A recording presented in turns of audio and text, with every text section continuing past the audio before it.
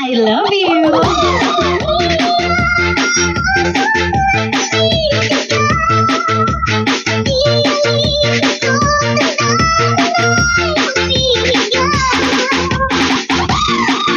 Hello guys, good morning, good afternoon, good evening sa lahat. Welcome to my YouTube channel, Roselski TV.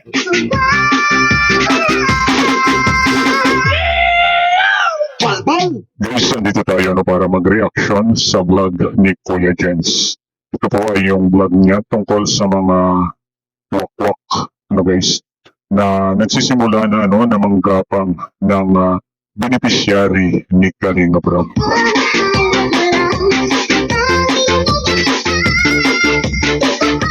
Nagkaroon ng babala si Kuya Jens na noong nakaraang araw, di ba po? May vlog na siya dito. Ano po? Talagang eto na yung pangalawa niya na vlog dito na talagang meron na nagsumbong sa kanya na beneficiary ni Kalinga Prab. Na talagang inooperan sila ng magaganda guys. Kaya lang hindi talaga pumayag itong beneficiary na ito, no? Dahil tapat siya kay Kalinga Prab.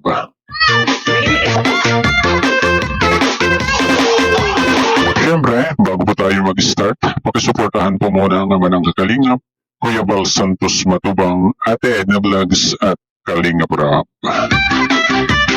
Ganon din ang mga reactor ng Kalingap na super legit. Ang mga legit po dito sa Karipa, Bius, Amore, at ang aking kinabibilangan na reactor, guys, ang KOGR sa pangunguna ni Ma'am Marie Pineda. Ayun guys, diba? Okay ba ang aking voice? Lalaking lalaki, diba? Pambihira yan.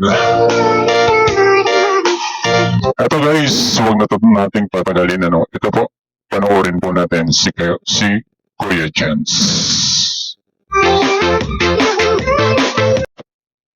Kalingap na merong isang beneficiary ni Kalinga Prab ang ginagapang o tinangkang wakwakin mga Kalingap.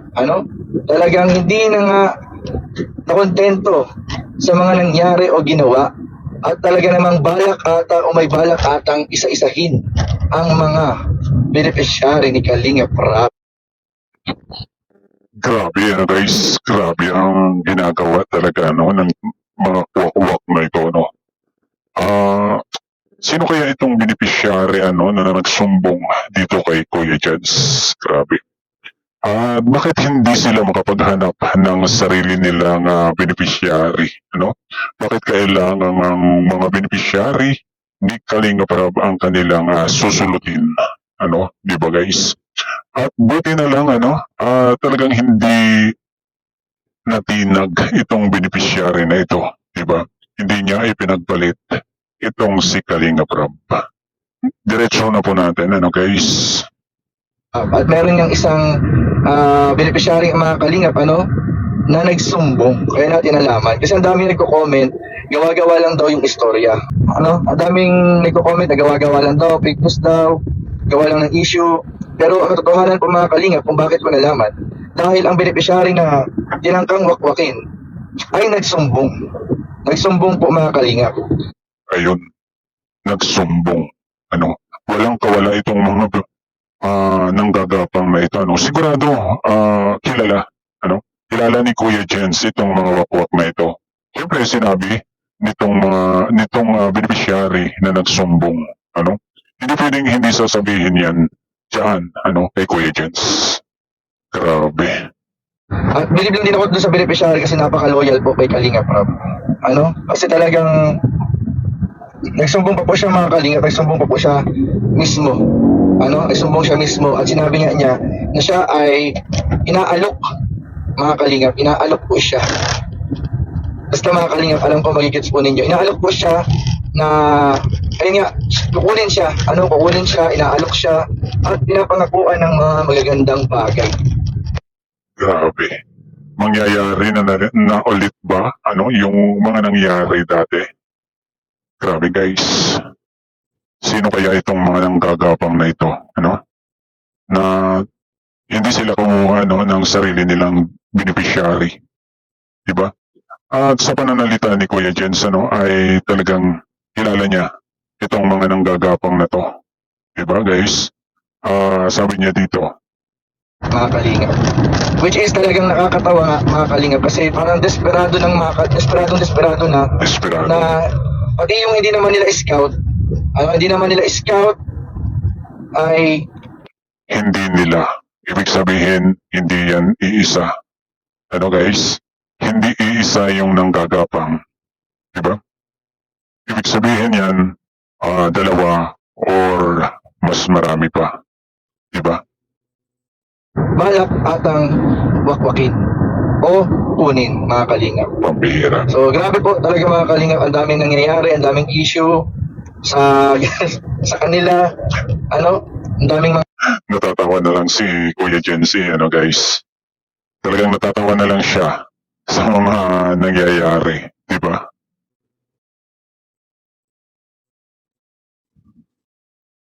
issue ngayon, mga kalingap, na halo-halo na, nagsisipaglabasan. At sumabay pa nga itong beneficiary nagsusumbong na inaalok daw siya, mga kalingap, at pinapangakuan ng magagandang bagay, mga kalingap, kapag siya ay sumama. So, grabe. Ano po masasabi ninyo, mga kalingap? Comment down below kung ano po masasabi ninyo. Ang masasabi ko lang dyan, Kuya Jens, ay talagang, na sila, porsigido, guys, porsigido sila na talagang agawin itong mga beneficiary ng Kalingap. Guys, talagang ang masasabi ko lang talaga ay yun, mga tamad silang mag-scout ng sarili nilang beneficiary.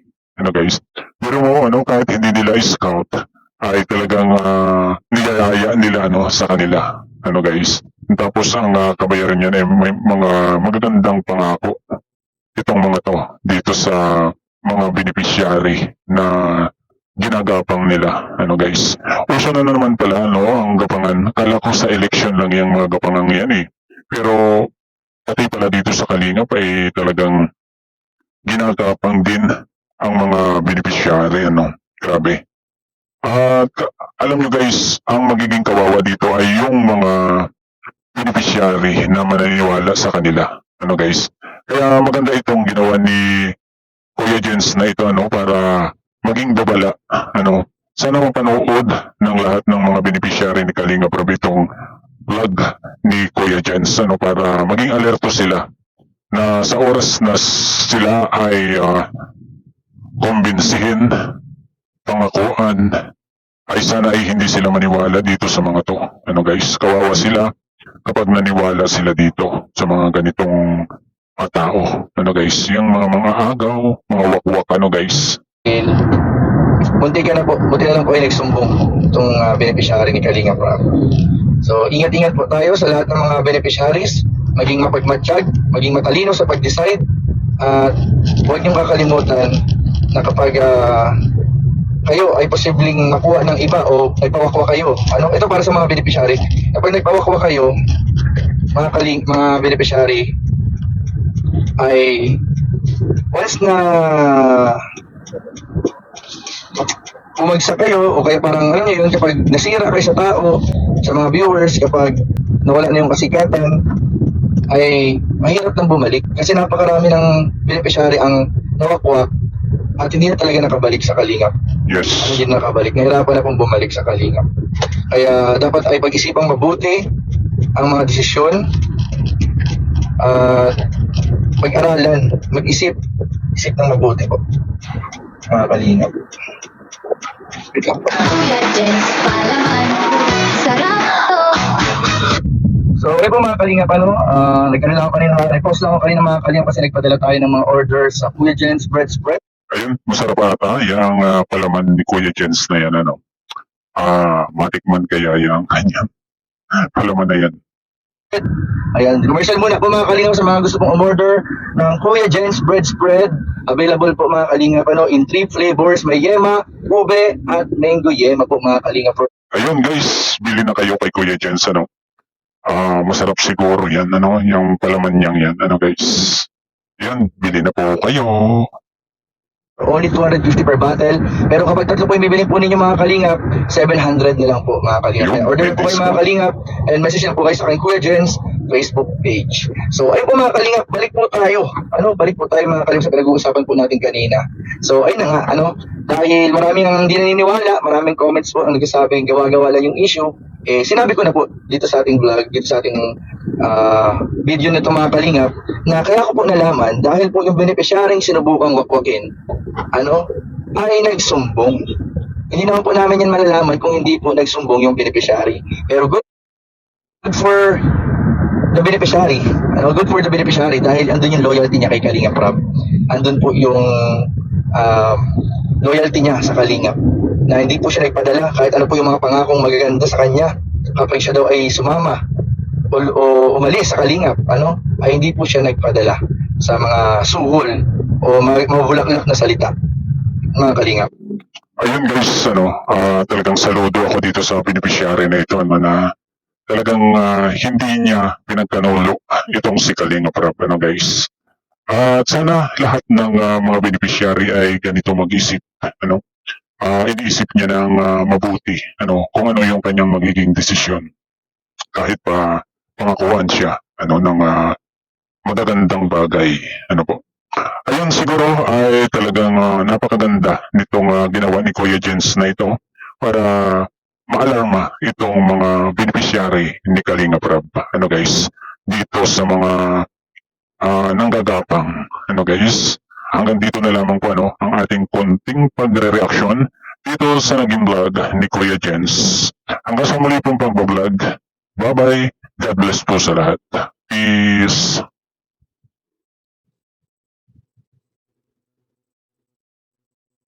Yeah.